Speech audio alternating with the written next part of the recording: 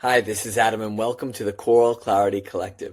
I designed the program to help choral directors like you to regain your confidence, take control of your classroom, create more buy-in, and develop a healthy work-life balance. To say how elated I am with my students is a small word. My kids have bought into the program. They come to class on time. They do their job. We have performed almost every month at some kind of function in school. Spring concert was a complete and utter success.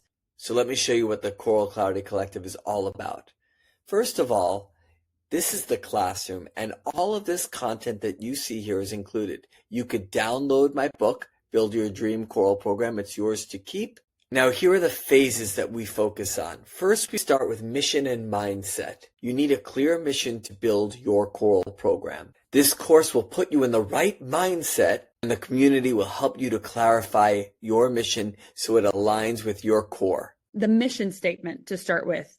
I have never looked at what my belief is for me as a teacher, me as a parent, me as a human, to where I could tie that toward the kids I was teaching in my room.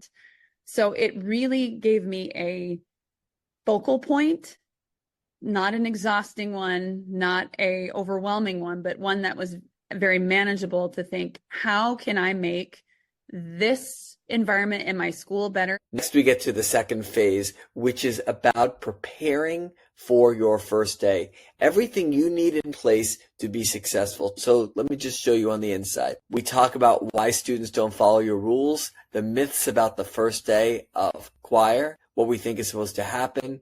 We talk about the foundation, how to prepare to eliminate distractions, what procedures we need to create, and then I have mentorship meetings here that you can watch where we iron these things out in real time and help teachers to properly prepare.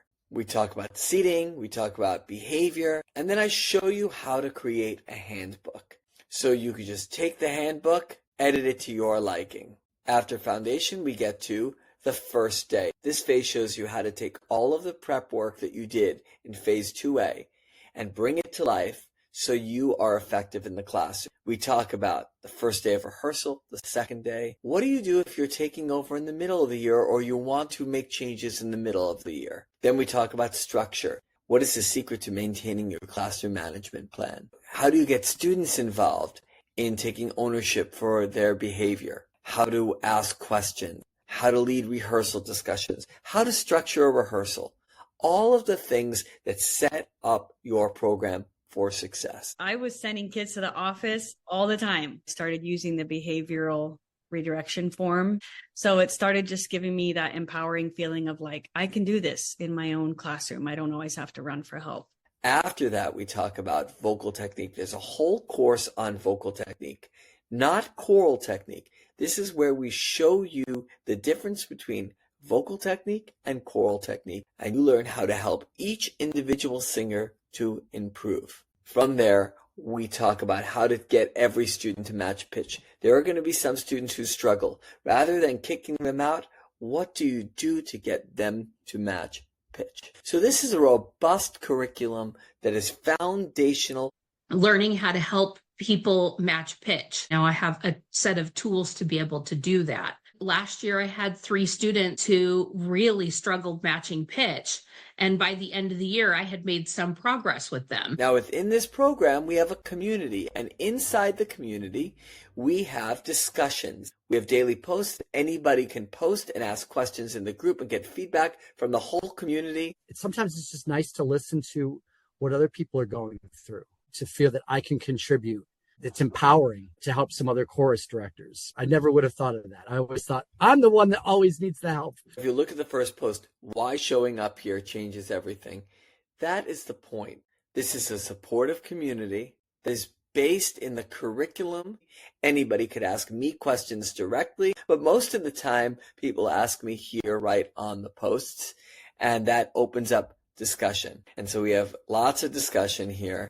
And then we have our members. We're the only person in our school with our job, right? There's 3 math teachers. There's 5 science teachers, there's 1 choral director. We need some best practices. We don't have that at our campuses. And so we need that community. And so it's not just you in the community, but it's the other teachers in the calls who provide so much wealth of experience, wisdom, information, or they just commiserate with what you're going through in a way that you at least feel seen and heard, and you know that you're not alone. The calendar tells us when we have our live Q&A meetings with me. That means we are aligned together. We are working together. We are sharing together. And we understand that building a strong foundation is key to a successful and sustainable choral program where we have a healthy work-life balance, our students thrive, and we don't burn out. I was really going through a hard time. I'm at a very tough part of my school year. Things are not going the best. I'm extremely stressed out, and things really